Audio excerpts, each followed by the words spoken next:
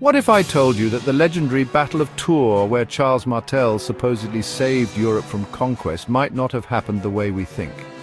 The story is simple. Charles the Hammer stops the Umayyad Caliphate, but as with most history, the truth is far more complex. Today, we'll uncover surprising facts about this clash, the leaders, the tactics, and the debates that still rage. This isn't your textbook summary, this is the real, messy, fascinating story. Let's travel back to the 8th century. Picture a cold, damp October between Tours and Poitiers, France, 732.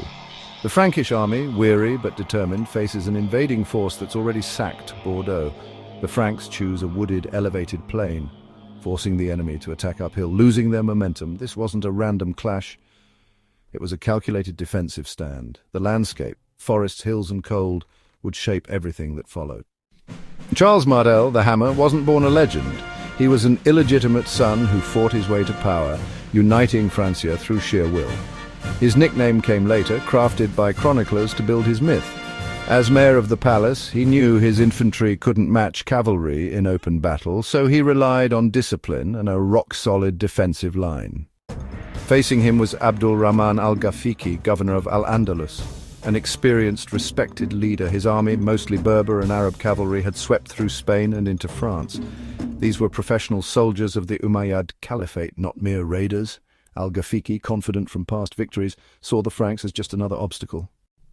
Textbooks say the Battle of Tours stopped Islam's advance into Europe, but historians now see it differently. Al-Ghafiqi's campaign was likely a large-scale raid, not a full invasion. The real goal? Plunder, especially the shrine of St. Martin in Tours. The defeat halted this raid, but it wasn't the single event that saved Europe. Here's a twist. We don't know exactly where the battle happened. Sources are vague, and theories range from Musset-la-Bataille to sites near the Vienne River. No mass graves, no clear evidence. Just the legendary event floating in history. It's a reminder that history is often detective work, not certainty. How did the Franks win? Charles Martel formed his men into a massive, tightly packed defensive square.